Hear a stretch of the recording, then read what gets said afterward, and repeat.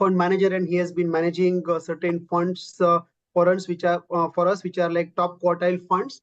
The banking and financial services fund Dhaval has been managing, if I'm not mistaken, since since the NFO time, which is since 2013, and he has done an exceptional job not only in terms of consistent return, but also through building a very diversified and stable portfolio across banking and financial services as a universe. Second fund that he has been managing and very popular these days is PSU Equity, and he has done a terrific job of the theme itself, the segment itself has done very well, and more importantly, even within that, Dhaval has done a great job for our investors in terms of delivering quite competitive performance in the PSU equity space. A third fund that Dhaval is managing is dividend yield fund, which is again has seen a dramatic turnaround over the last year and a half, year or so, I would say particularly. So that again is a fund which Dhaval manages. And the fourth fund that he manages is the ESG fund, which we had launched a couple of years back. And now he will be managing our ABSL transportation and logistics fund as well. Now, Dhaval comes with a very strong background on the banking and financial services analyst to start with. And then over time, he has been managing funds quite successfully, as I just shared with you. Regarding this, before we before we request Dhaval to walk us through the proposition and its relevance at this point in time, I just wanted to let you know that as a fund house, we always believe that launching a particular proposition has to be very well contextualized. And we have done that many times in the past. Since 2013, for example, I mentioned we had launched banking and financial services in October or November 2013. On the run-up to election, at that point in time, a lot of people said whether this is the right time to launch this fund or not.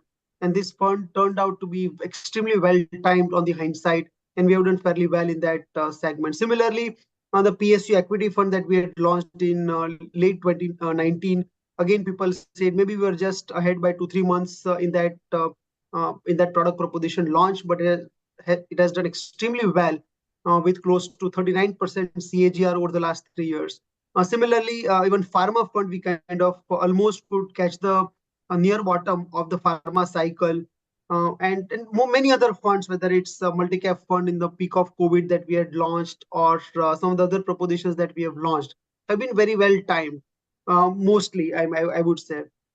And here is this new segment, which really kind of looks quite fascinating and exciting to us with medium to long-term horizon, and that is transportations and logistics.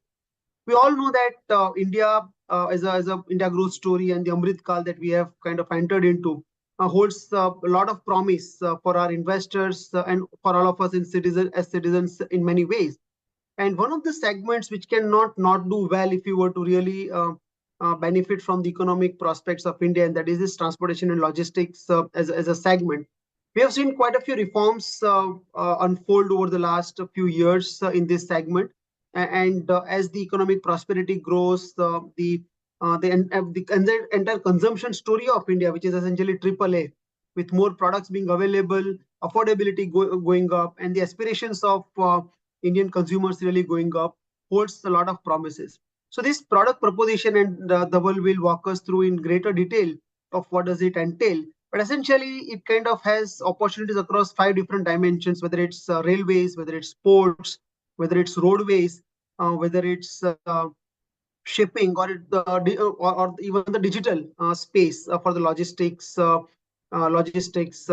business opportunity. And we find a lot of interesting ideas across sectors, because it's not a typical thematic or sectoral funds, because we find that there are 20 basic industries which are a part of this segment of the market, and with well over 200 investable companies in the universe. So it's a fairly diversified universe with many sectors and multiple companies across market capitalization being a part of the investment universe. So it holds a lot of promise to us in medium to long term, because if India is to grow this segment, without this segment growing, it's really going to create some supply bottlenecks, and which is what definitely is not acceptable, and is not something which is possible.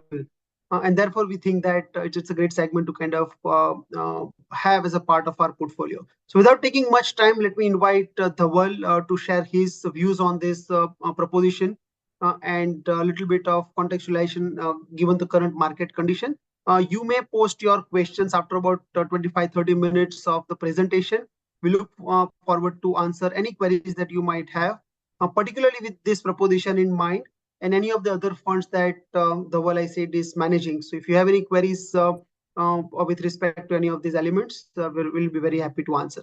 So for now, over to you, Dhaval. Sure.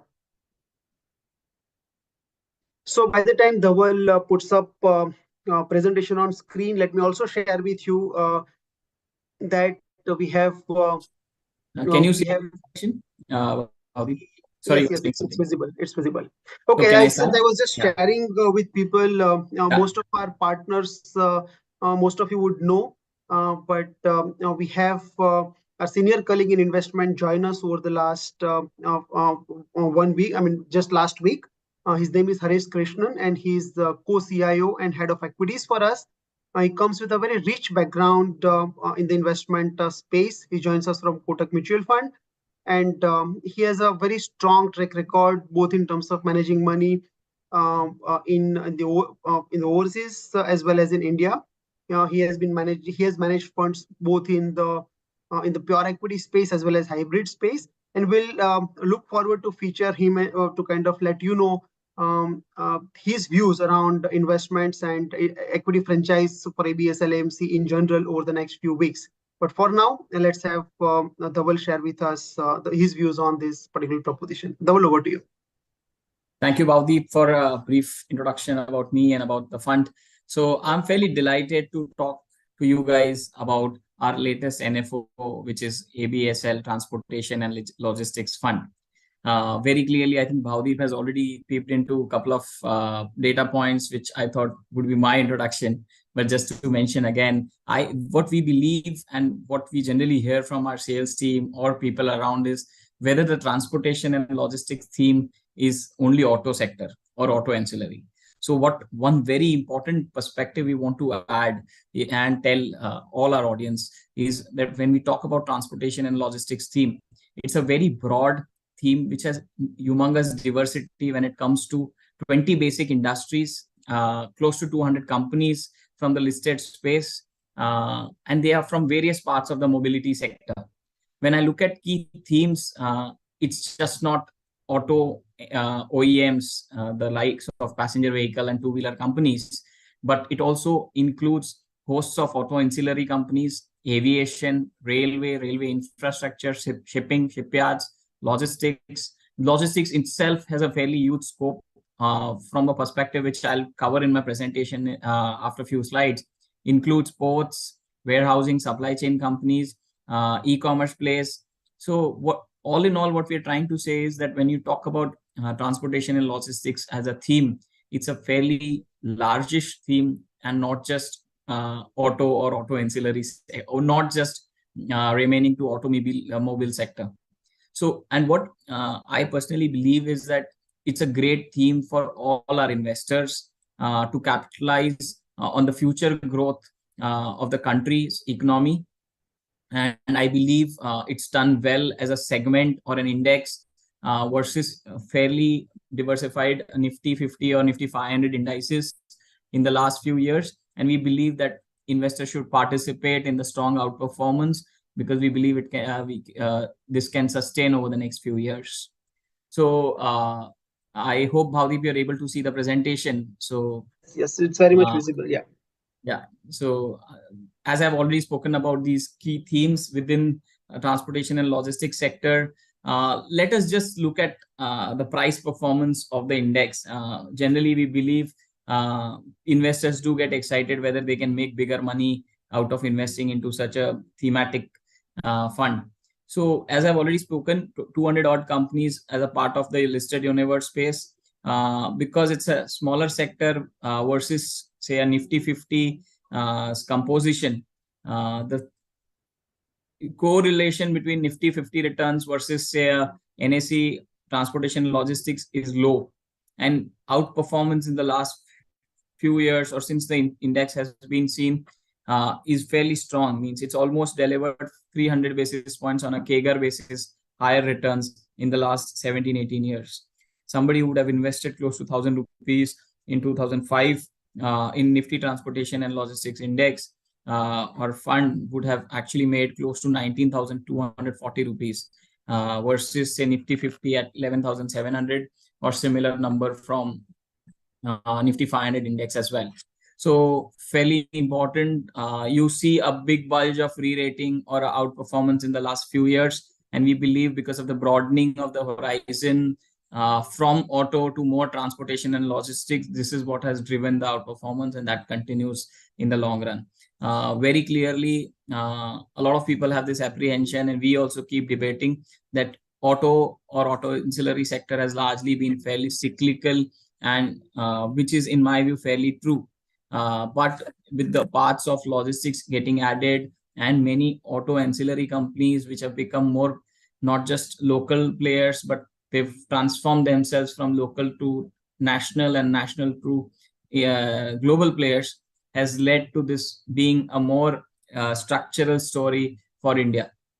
Let us get into what is our key investment thesis, why we like this segment or this theme. The key broad investment thesis we have or we believe, and I'll have few explanation sites for each of them, is we still believe penetration story in India continues to remain fairly positive for growth.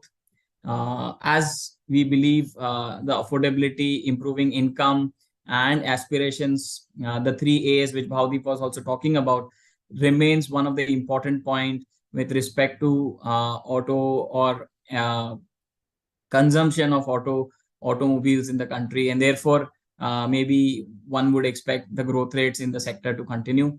Then definitely the important play out with the which we've analyzed has been premiumization story.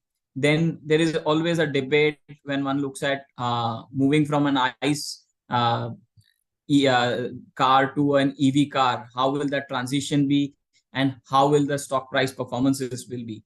We might cover that also in coming slides. And definitely the key two aspects, as I already mentioned, more structural in nature, are auto ancillary, which has key three multiple opportunities within itself, and the logistics play.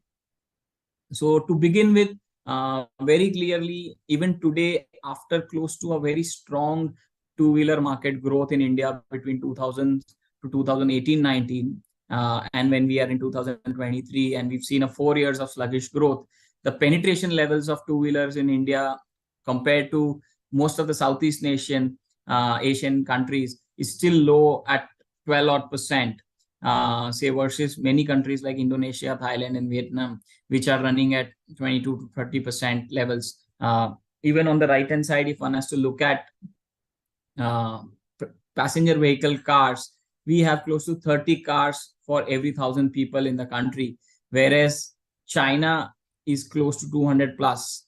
Even if you look at few Western countries which are developed countries, their penetration level is close to 700 to 837 for the USA per every 1,000 people.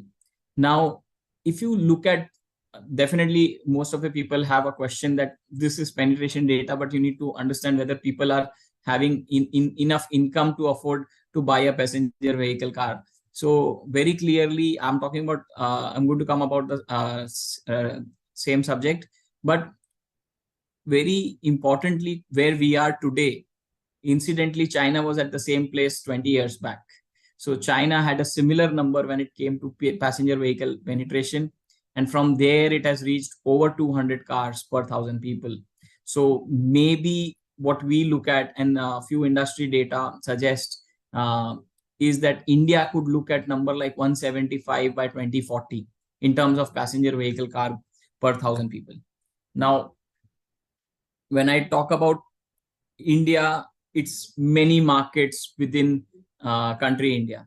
Generally, there are so many different types of consumption behavior when we seen within India, even from a perspective of per capita income. different states in India have a different number and different maturity levels. So on an all India level basis, if one has to look at, we have close to only 7.5% penetration level when it comes to car passenger vehicles. Now, maybe this data, what is suggesting, or this is very important slide, where on the left hand side we are talking about the per capita income on a state wise. On the right hand side, what we are comparing or showing is penetration level of passenger vehicle cars state wise. Very clearly, there are few belts which are dark blue in color, which has reasonably higher income as well as car penetration. But it is also to do with not subject to having long distances between two cities or two towns with lower government or other modes of transport. So more private transport is preferred.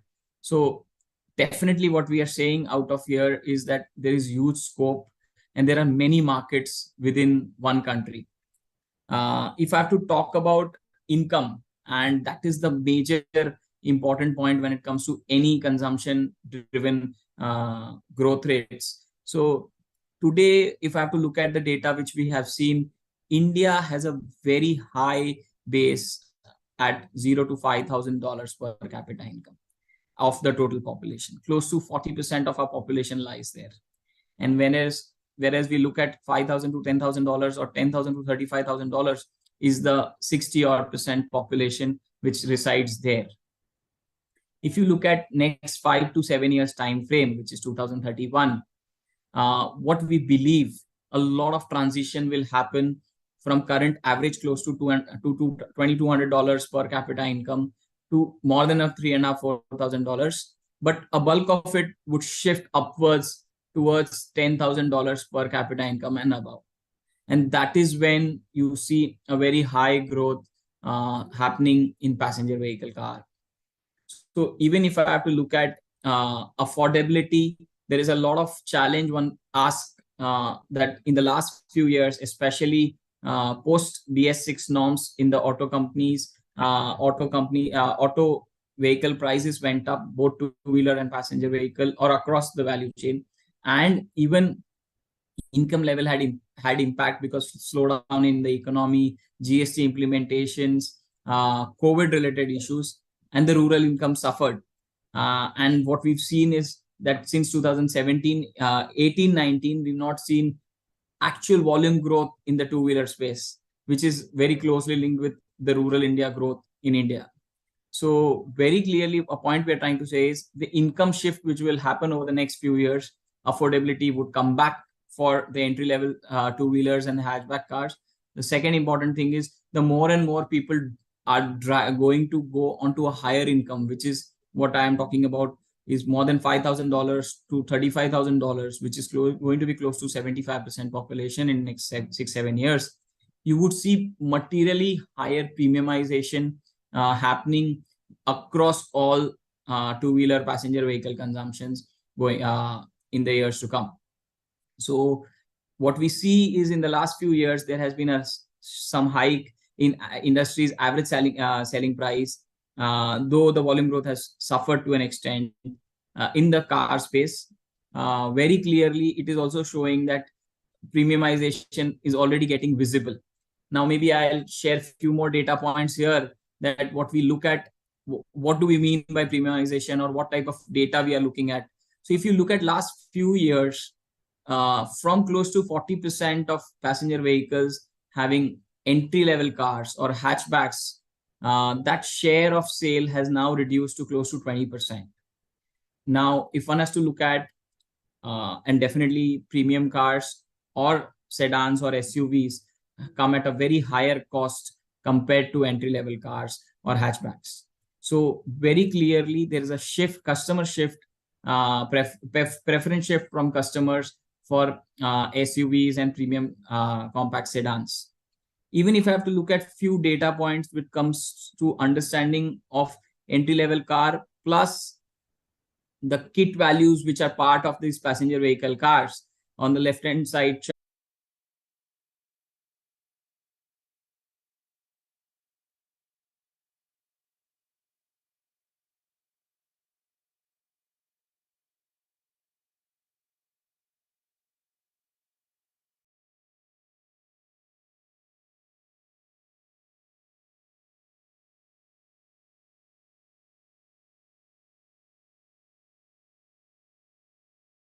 Recording premium in sedan, progress.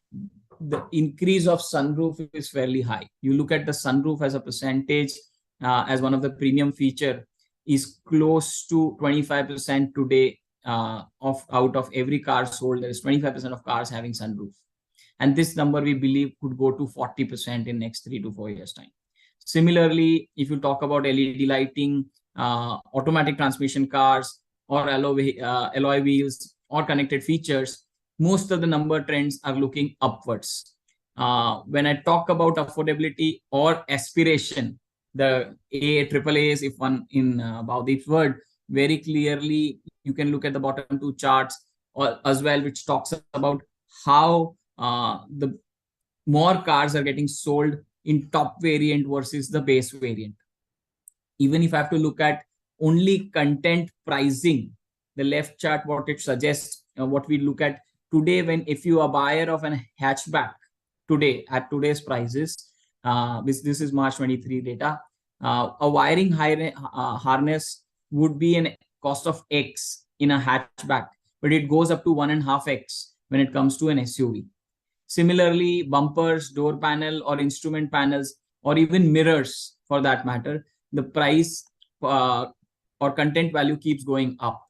And therefore, maybe it is more profitable even for OEMs for that matter, and the auto ancillary companies who supply that products.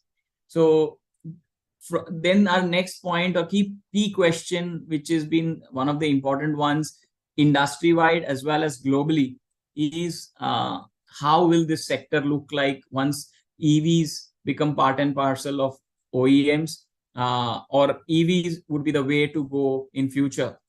Today, if I have to look at global EV penetration and India's data, looks a path away, means it's a very long path away for us to see that disruption being in a very big manner. Today, India's EV penetration is only close to 1.3%, whereas China, it's already 28%. Even in Europe, many parts, it's about 10%. If I have to look at even from a volume point of view, we are scratching surface today. So very clearly, there has been definitely government subsidies or push for EVs, and it would continue over a period of next few years. And we believe that EV as a proportion to of overall sales will only go up. If I have to talk about one interesting theme or our belief is that unlike many other Western countries, we believe our own many OEMs which have been there in India for many decades would be able to partner or would be able to bring out their own EV models, and that could have a success in times to come. The estimates, what we believe at how EVs could progress within vehicles or different wheels, which is two-wheelers, passenger vehicles, three-wheelers, LCVs, and buses. We believe that in next 10 years' time, three-wheelers is a space where there could be a materially higher adoption of EV. And we believe buses could be the second one. And passenger vehicles could be seeing number of close to 35-40%, say over a period of next 10 years as a penetration level of EV to overall passenger vehicles sale. So, and as I mentioned, strong government support, also new model launches, as well as reduction in or reduction of entry barrier costs to EV charging stations, as well as battery prices, would actually be the key triggers to see the J curve when it comes to growth within the EV space. Now, let us talk about more structural story, which is auto ancillary space. And very clearly, what I believe is this has been one of the success point of this sector in the last few years. As I mentioned in the my opening remarks, if one has to look at Nifty Transportation and Logistics Index and only Nifty Auto Index, actually Nifty Auto Index has not outperformed Nifty 50 in the last 10 years data. Maybe it has definitely outperformed in the last 2-3 years, but not in the 10 years because of lot of apprehension around the rise in prices during BS6, during BS6 transition, slowdown in the economy, as well as EV, and also the shared mobility which was Uber Olas of the world, which had become very big during 2014-15 in India. But ancillary space has continued to be more of a sunrise sector of the country. If you look at the total revenue space, growth in the last 10 years has been close to growing at 10% compounded. Even on sales to OEM have grown at 10% compounding. Exports has seen a very faster growth at 12% compounding, and domestic aftermarket also continues to grow at 10% compounding. So these are parts of overall auto ancillary space. There are many companies in the auto ancillary space which has become fairly strong global names from our listed universe.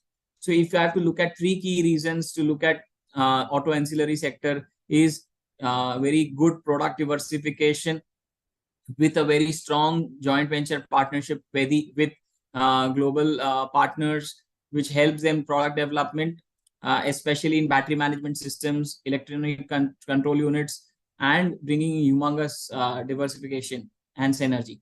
Also, they do not get so much impacted the way OEMs get impacted from a transition or a disruption from ICE to EV.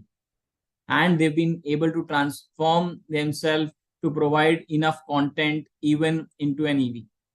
And definitely in the last 3-4 years, a very big opportunity which has developed is China Plus One for various sectors, and auto is one of the important one. And India has become an export hub for a lot of high quality content component supplying, which India's auto ancillary companies do. So maybe just to give you a few case studies or examples in the auto ancillary space, one of them is Craftsman Automation, where I have to look at, if you look at the last few years, their capex have remained largely stable or seen some improvement, reasonable growth, but their free cash flow conversion has been fairly strong. They are one of the companies which has been able to diversify from being a CV focused player, which is commercial vehicle player, to becoming more of a diversified auto ancillary companies, especially also catering to passenger vehicle and two-wheelers through the aluminum component segment. Now, they've also seen the aluminum component segment gaining traction, and the revenue mix from the same increasing from 25% to 45% in the coming 3 years. They've already have seen higher improvement in their ROCEs. And if one has to look at the OEMs they do cater to very big OEMs like the Hyundais and Kias and M&M of the world. The stock has seen a very strong returns in the last 2 to 2.5 years time. If I have to talk about one of the other companies who've been able to transform very well when it comes to EV component, EV adoption, as well as seeing a very strong trend in EV space, has been a company called Uno Minda. If you look at their last 3 years track record with respect to the component space, you've seen a steady increase in the kit value for whether it is two-wheeler space or whether it is for four-wheeler space. Even if I have to look at EV space, when it comes to a two-wheeler EV, their kit value today has very clearly more than gone up 3 times. Even the stock has performed equally well, like what I was talking about Craftsman Auto. Now, maybe from an export point of view, there are various success stories in India. We've tried to take examples of the 2 companies, and there are very many more to talk about. But maybe the couple of companies we are trying to discuss, which we've seen part of our portfolio, has seen exports growing very fast, as well as the share of exports in the overall revenue has gone up for the company, one from 13% odd to 40% odd. Here, this company is called RK Forging. The second one which we wanted to discuss here is Sona Comstar. There also we see export as a percentage of revenue growing from close to 21%, say in FY17 to 50% plus in FY22-23. Now, talking about apart from auto and auto ancillary sector, aviation is one of the space which also remains a structural story in our view, where if I have to talk about last 5-6 years has seen material development for this sector. As we were talking about discretionary and increasing demand, there is one anecdotal example which I thought I'll share. So there is with the rise in income, there is always a transition upwards in terms of consumption demand. So very clearly what we've seen, and the data is very clearly talking about the growth in domestic passengers in country, is that people are transforming from two-wheelers to four-wheeler purchases. People are similarly transforming from train travel to airline travels. So a lot of people who today travel in third AC tickets in train would be actually a future customer for airline or entry-level airline customers in times to come. If you look at last 7-8 years data, the total fleet in India of airlines, despite few airlines actually seeing challenges as well as shutdown, we've seen the fleet in India has actually doubled over the last 7-8 years. From 441 fleets, today we are close to having 800 and above. If you look at domestic passengers, we have close to 153 million passengers traveling today, close to that number by the end of this year, from 85 million 7-8 years back. We believe also, if you look at the infrastructure around airlines or number of airports, today we have close to 147 airports as on 2022, and we would be going to the levels of 200 plus airports in the next 2-3 years. Capex outlay also has moved up by close to 1 lakh crore in the last 5 years between FY20 to 25 for this sector.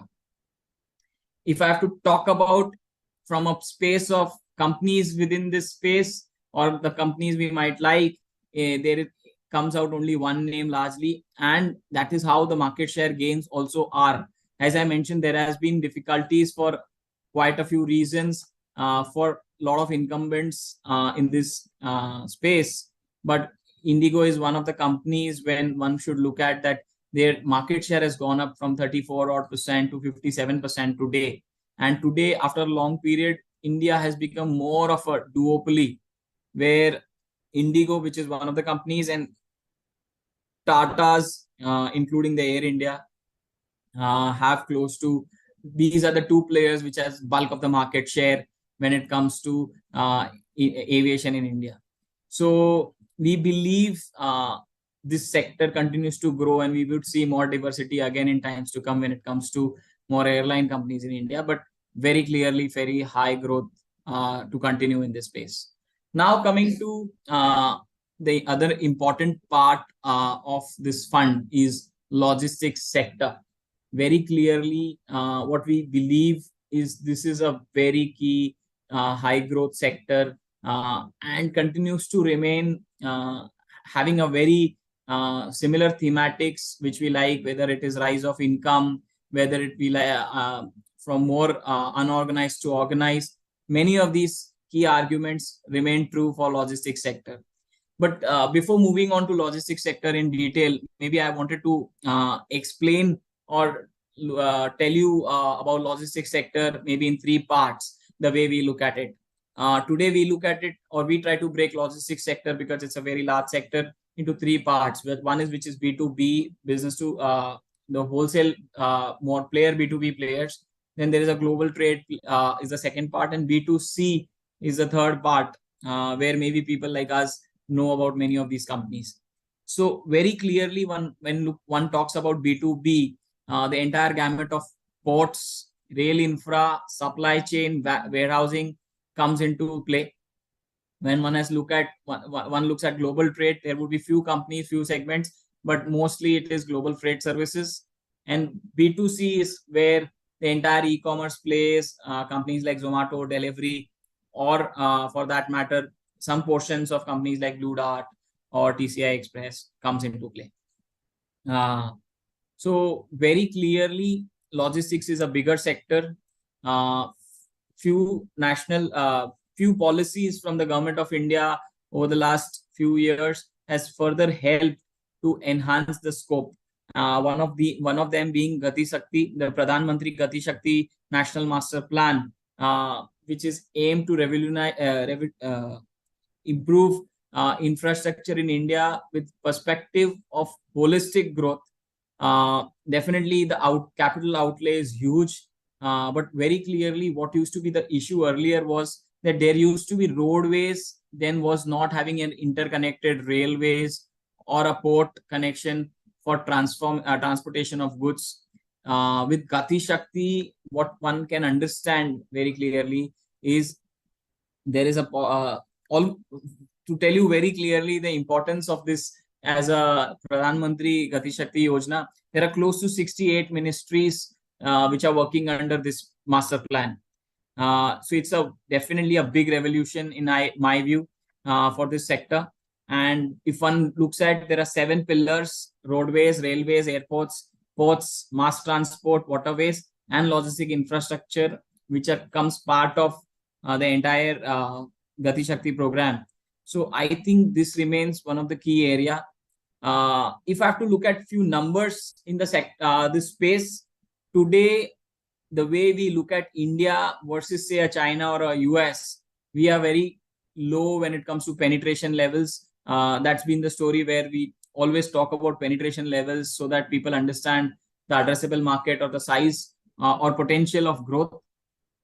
Today, we have close to 280 US dollars spent per person or per capita versus say a USD $15-40 spent by China or $4,860 in the US.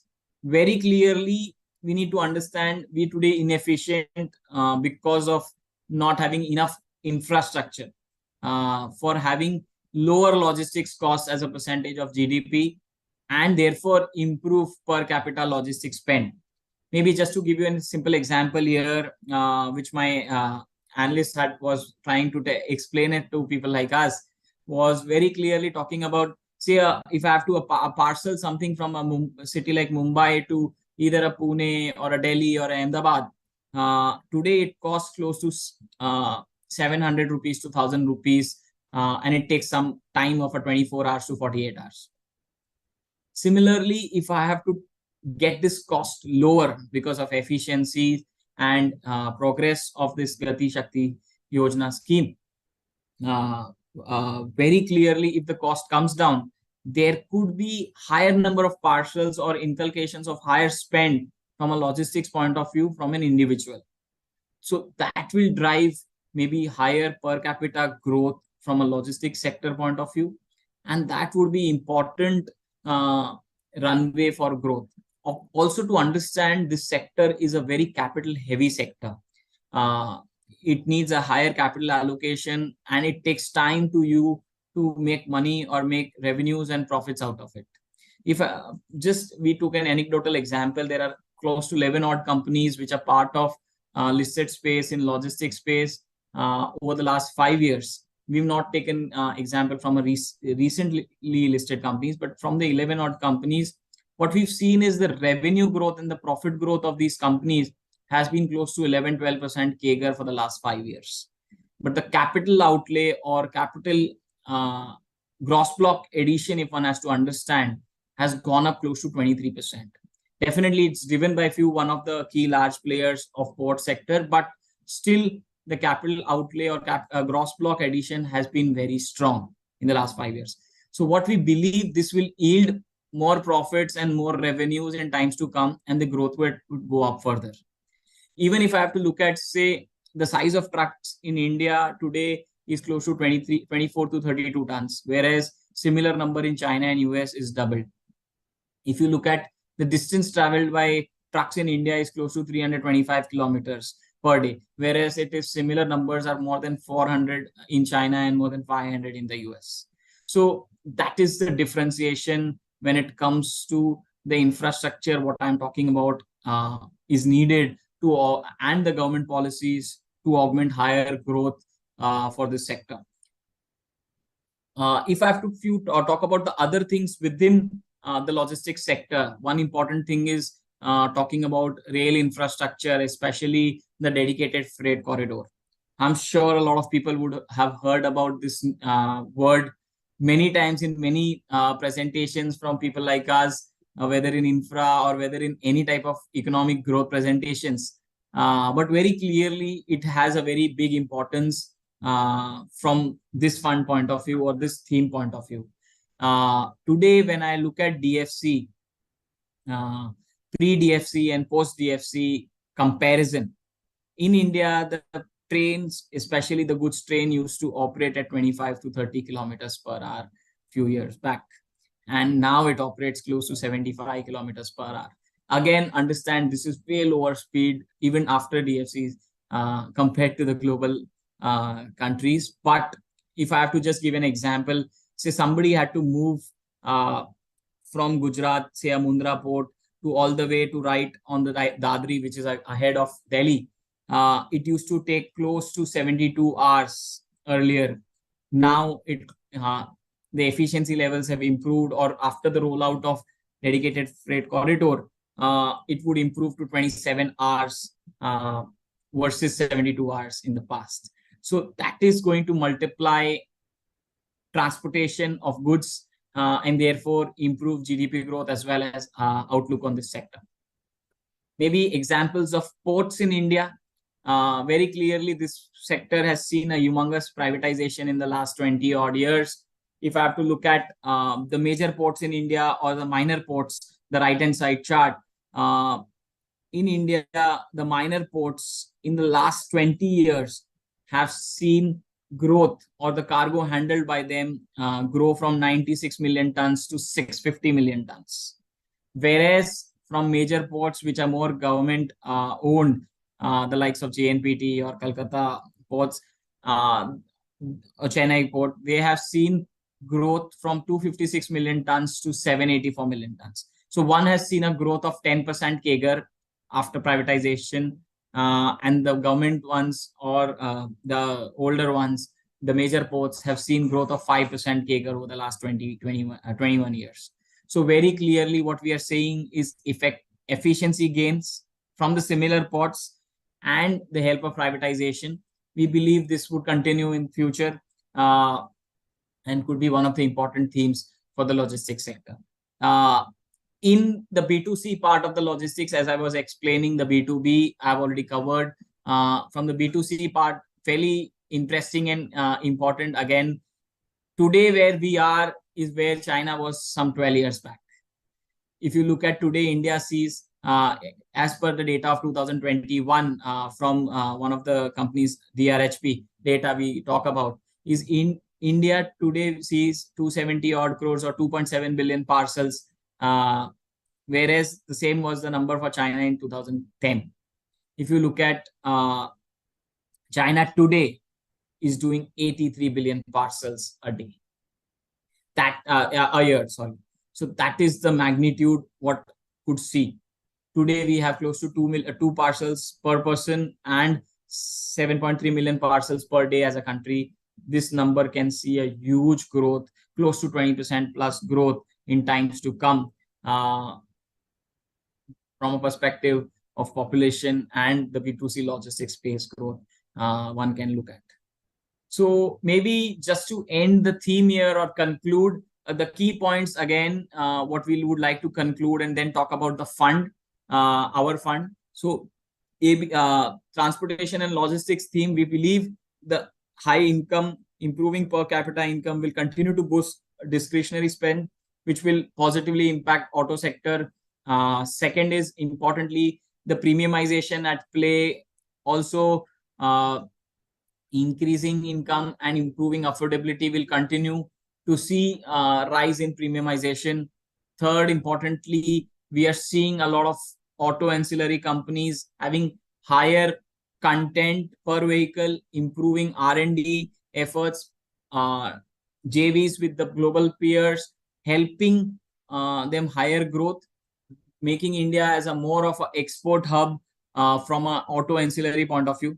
And very clearly, we believe the EV disruption also should help many of these companies. And very clearly, the last important point is logistics sector, where development of more ports, the DFC, dedicated freight corridor, road infrastructure, and aviation would be key boost for this entire space. So we believe close to 10% plus growth possible as an overall basket from a revenue point of view, very easily doable, which has been close to 6 to 8% in the last few years. From a point of view of companies we've covered, now maybe talking about this fund, ABSL Transportation and Logistics Fund. It's going to be an open-ended equity scheme. As a house, we follow GAP investing policy philosophy for many of our funds. We would have similar approach in this fund's positioning, and it would invest across all the sectors which we mentioned and across market cap. Generally, 80 to 100% of the allocation being a thematic fund would always be with thematic fund. We tend to do bottoms up research. That would be how the stock selection would work. If a very important question, and I am sure Bhavdeep would have seen a lot of questions already on the screen.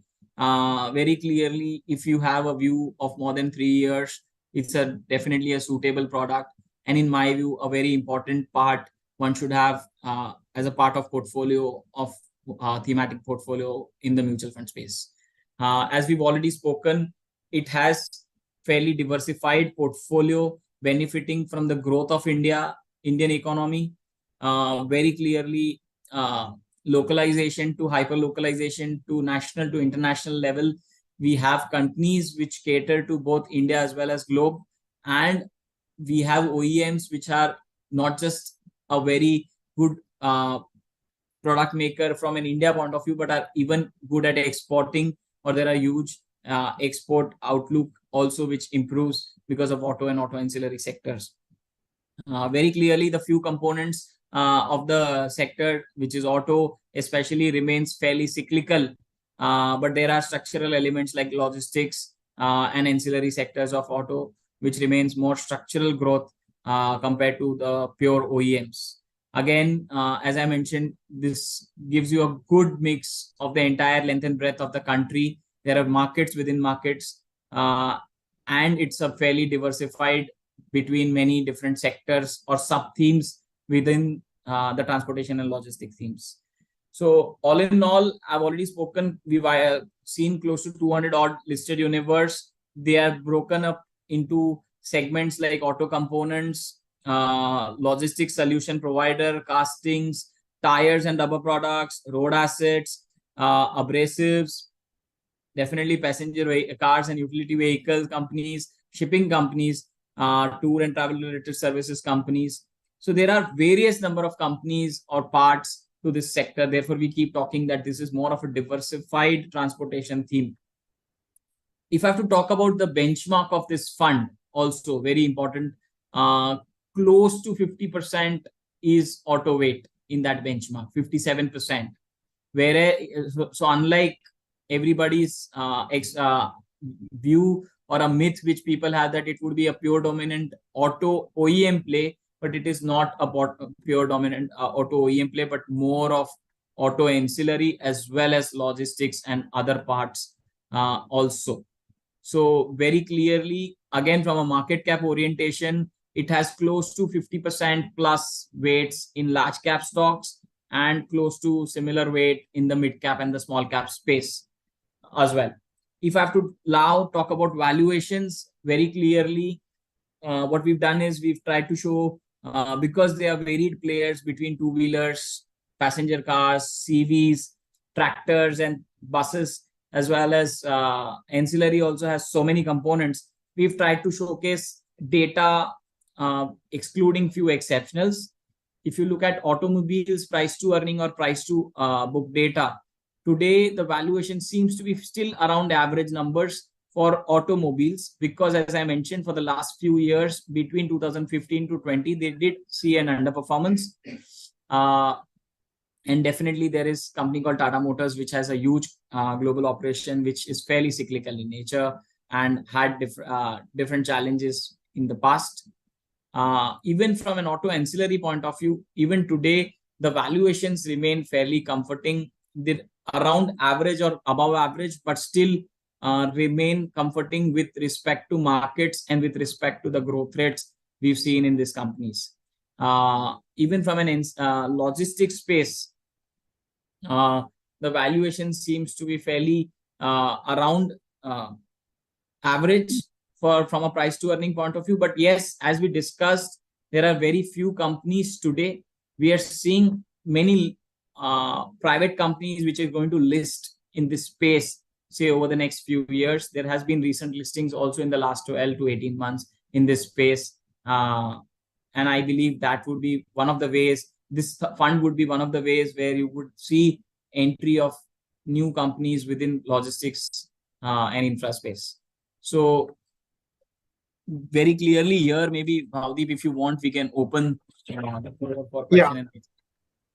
Sure, Dhaval. So thank you so much for a very comprehensive presentation and deep dive in the sectors and the both the sectors and the entire segment of the market of why it kind of makes sense. So partners, please put in your question. We are very happy to answer any questions that you might have with respect to this fund that we are planning to launch on 27th of October, or any of the other funds that Dhaval manages, which includes PSU equity, banking and financial services, of course, ESG and dividend yield. So please put in your questions if any. So Dhaval, let's get the address the elephant in the room. I think after first 6 months of a strong performance of equity markets for the last few weeks, it has consolidated a little bit, and a lot of events around, etc. Because any fund or any investment opportunity that our partners or investors would be looking at, typically it would be in the larger context of the market.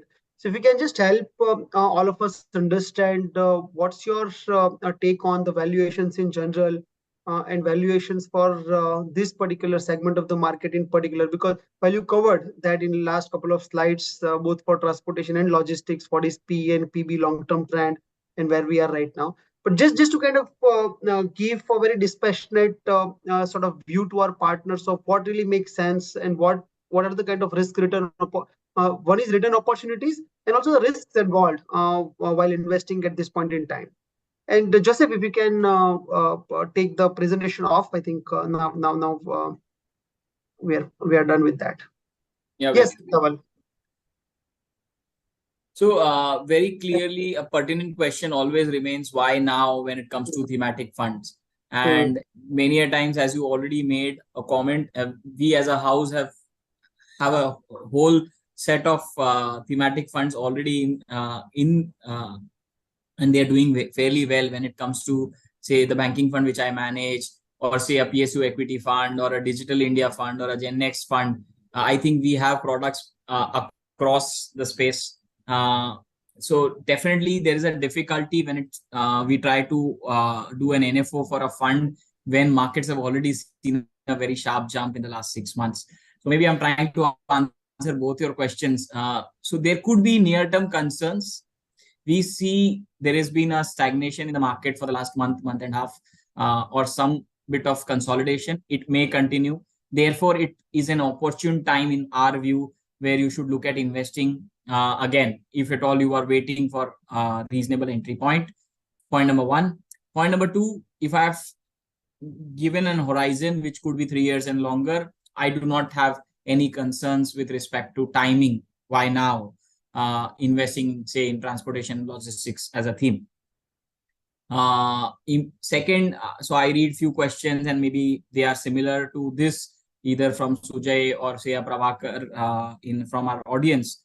Very clearly, as a house, we've done well when it comes to talking about few themes or getting right from a thematic point of view.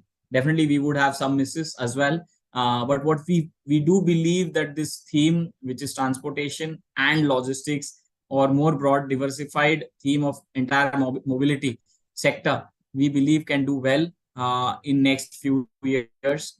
Yes, the primemost answer to most of these themes is the rise in the per capita income for the country, the rise in the strong economic growth versus the globe, which continues. And very clearly, what we've seen in the last 6 months, in my limited experience of close to 16, 17 years in the market, there have been fairly couple of bull markets in the past, which I have been able to see. but this time it does seem to be a bit different. At least in this way, the way people have participated, whether you look at the participation in terms of number of people opening mutual fund accounts, number of people opening broking accounts, very clearly, and you look at the data I presented for sale of passenger vehicle and the customer preference mix change. So all in all, I believe there are very good answers to invest in this fund rather than not investing in this fund. Sure, Dhaval. I think that's so true. And for everyone's reference, in fact, as a business, we kind of keep going to our investment team for NFO. And Dhaval had been kind of pushing back, saying that this is not the right time, this is not the right time. So for the last 4 or 5 months, we've been thinking of launching the fund. And he said, we'll decide when to launch. So NFO launch timing is never a business decision at Aditya Birla Sun Life AMC. It's always an investment team's decision of when to launch a fund. And I hope that, and I'm pretty sure, but because the future is always unknown, I'm saying I hope that it will turn out to be as timely as PSU equities or banking and financial services or pharma kind of funds have been in the past. So that's fine. That's true, Dhaval. I think thanks for that answer. That broadly, I think, and just to kind of add my 2 bits to the whole conversation of this valuation part, as a fund house, we have always we have believed and communicated time and again that India is not going to be available that cheap anyways, because the growth is priced all over the world, and we are one of the countries which is really having that the growth card, unlike any major economy in the world. So I think the growth, the per capita income story, what happened in China in last 20 years, if it were to happen in India in next 10, 20 years, what it really implies is a significant growth and therefore the market return opportunities for all of us. I think looks quite interesting, this proposition and timing. I mean, I remember Dhaval, I mean, during COVID times, some of the wealth managers, without taking names, some of the large and reputed wealth managers, when the market was at 8,000 level or so, 8,000, 8,500 Nifty, and then it went up to 11,000. People were still expecting the double deep and stuff like that, and people really did re-enter the market at 15,000 levels or above. So I think timing the market in that sense, particularly with India kind of profile, is always very difficult. One question is around the market cap composition. So someone has asked what is going to be the composition. Let me just see that question. I've already spoken that, today if I have to look at the benchmark as such, transportation, NFT Transportation and Logistics Fund, the benchmark close to 50 to 55% of the benchmark has large cap companies. And the remaining is mid cap and small cap. And again, it's more mid cap. Only a couple of companies are part of the small cap space as per the AMFI classifications in the benchmark. So it's going to be a more multi cap or a diversified type of a or a flexi cap type of an approach when it comes to the benchmark itself, or investing also in this fund. Fair. It's not going to be more like a small cap or mid cap, which is a general perception when it comes to auto ancillary as a sector also. Basically, what we discussed or showed data when it comes to, say, the benchmarks. See, I'll just try and maybe show, because this is a very important understanding for this part, that if you look at, so many large cap companies within the benchmark, and it has companies in auto components, definitely one airline company and one tour and travel related services companies. But again, it has companies across auto, ancillary, logistics, aviation, and railway services companies as well. And in the mid-cap space, you have, again, companies from across, definitely not maybe OEM space. So, Dhaval, what would be the total market cap of this entire universe? I mean, for the entire universe, what we look at, the market cap is close to 26 lakh crores. Okay. And we have opportunities across. And if you ask me, that has done fairly well in the last 5 and 7 years, 10 years space. As I spoke in the opening remarks, maybe the auto OEMs, which is a big component of that entire 25, 26 lakh crores of market cap.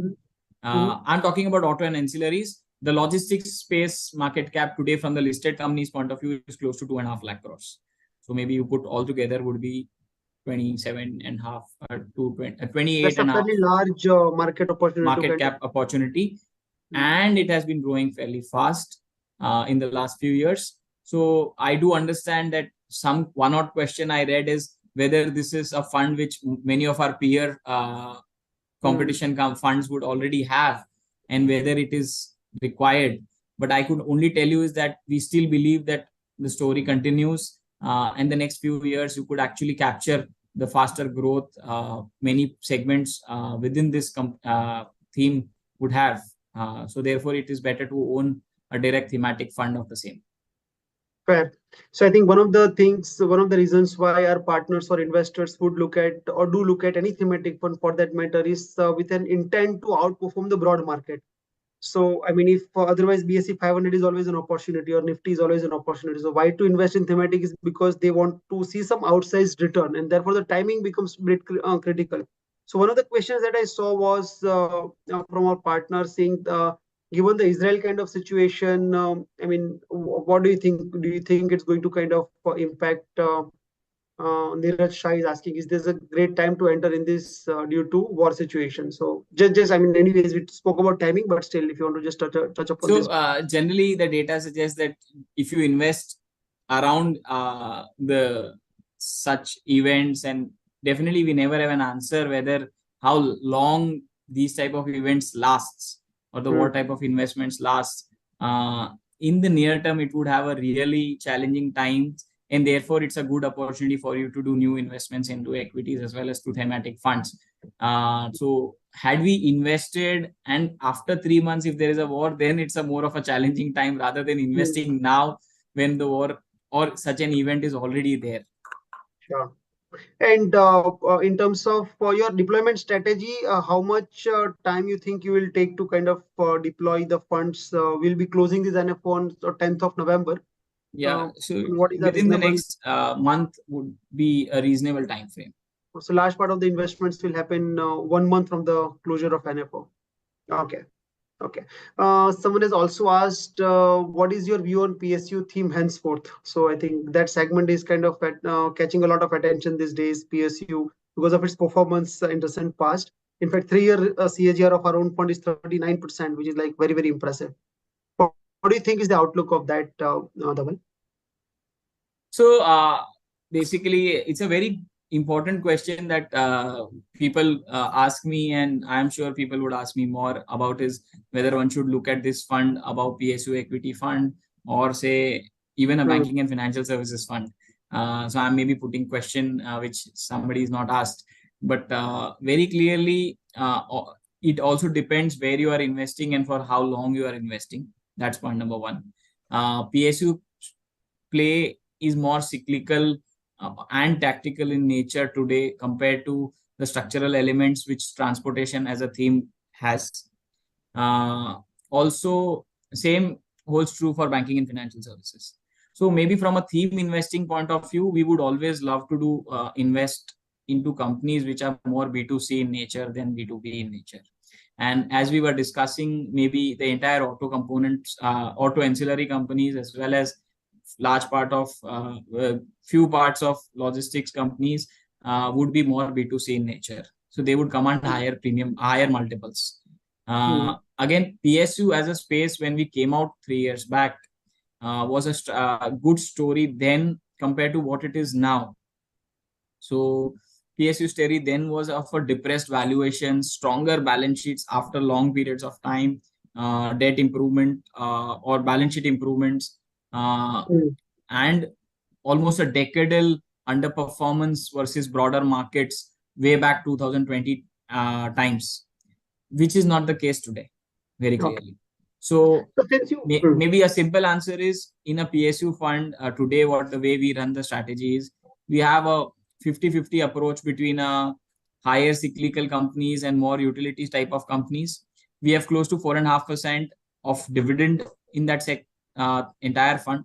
So if at all after such a great run, we could have some challenges as well. There could be reasonable higher dividend as well as lower capital appreciation in that particular year of a challenge, maybe.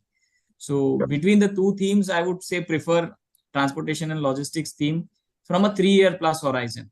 But From here I on. would not say there is a switch as such. Fair enough.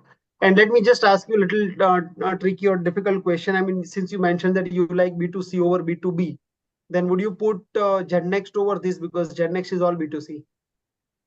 So again, maybe Vaudip, it's not a difficult. This is a more easier question because why I meant B2B, B2C. I thought you might ask me a question whether I should buy this or a manufacturing fund. So one theme which has come out very well in the last few years is manufacturing as a theme, especially last 2-3 years. And what we believe, the transportation and logistics fund gives you that edge of having more manufacturing companies as a part of your benchmark and your investment universe, compared to maybe a GenNext fund, which would have a material portion also part of services companies.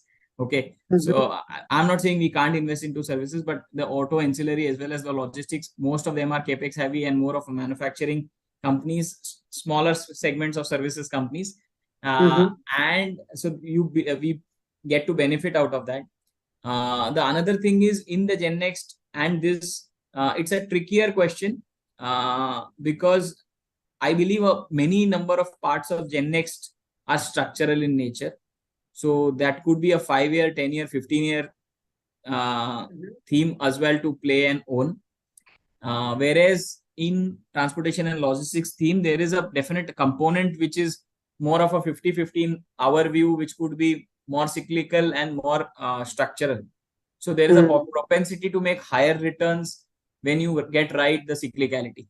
Okay, so the timing is more important in this because it has elements of cyclicality and structural color to it, whereas GenNext is more structural. Yeah, I would like to tell you like that. Means bifurcated like that. Fair enough, fair enough.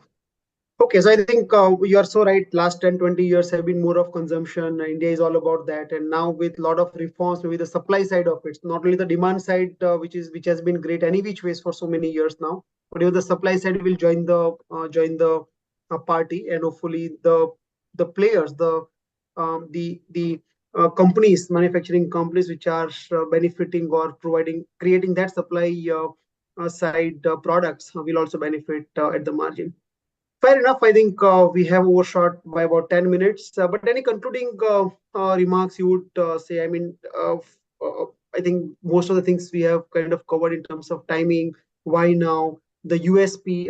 So one question was around USP, that what is the USP? Other transportation logistics funds exist, I think 4 or 5 funds in the industry. How is it that we are going to be managing it a bit differently, and why should people look at it? You are on mute. Sorry.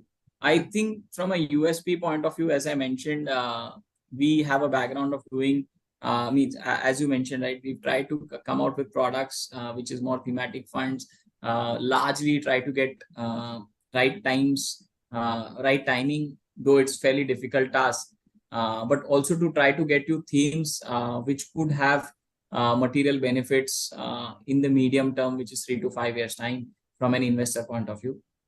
So we believe this theme is one of them. Definitely, second, we have an approach of good stock selections done, whether you look at whatever many of our thematic funds as well as many of other funds where we've got many right ideas which has become or which has given multifold returns for the fund.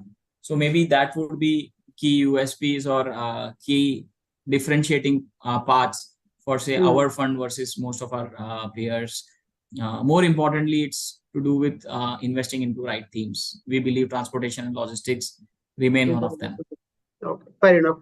And just to conclude, to my 2 bits to the same question that I asked Dhaval about our NFOs. Typically, there is a little bit of it's a confluence of both maybe skill and luck both. But typically, we have got more time. We are happy that we could get more rights than wrongs in terms of timing of our NFOs. And I'm sure, and I really hope I would say that this time is no different in terms of our track record of timing our NFO proposition. As I mentioned earlier, it is never a business decision of when to launch a fund, new fund. It's at ABSL AMC. It's always a decision of our investment team, and they have an outstanding track record in terms of timing it, well for our investors. So we hope to deliver similar kind of timing experience to our people. Of course, I mean, we are running a range of thematic and sectoral funds, but it's and most of the funds have done well. Some of them have not. I mean, they are work in progress. Some of you have asked questions, so let me not dodge those questions as well. Some of you have asked about business cycle, for example, or the ESG funds that we have launched. And while the timing wasn't wrong necessarily, the resilience or the comeback stories in the process. So many of our funds have staged a very strong comeback over the last few quarters, as you would have seen, right from dividend yield to pure value to PSU equity to our balance advantage fund and to many other funds. And some of the funds are still work in progress, and we are very happy. We are very confident that over the next couple of quarters, you will see them also come back up very strongly. Because this time, what has really happened, in last 1 year or so, many of our funds have staged this recovery together, and that typically is the bottoming out of any fund house. I mean, just study any the cycle performance cycle of any fund house, and you will typically find that when many of their funds start improving their performance or show resilience, that's when the fund house typically fund house performance cycle kind of bottoms out and the new cycle begins. So we look forward to your participation in this fund and in equity funds of Aditya Birla Sun Life AMC in general. We are very confident that over the next 3 to 5 years, we are going to be producing a very strong investor experience compared to what they have had in cyclically over the last 3 to 5 years. This is the 30th year of our existence at Aditya Birla Sun Life AMC, and we are very proud of our long-term track record and the capabilities that we have built. We are there to kind of serve our investors for many, many decades to come. And this time, with this NFO again, we want to strengthen our presence in our, in your investors' portfolio. So thank you so much for joining this call. Thank you so much, Dhaval, for taking us through this presentation in detail. And have a wonderful evening, all friends. Thank you once again for joining us. Good luck. Thank you. Thank you, Dhaval.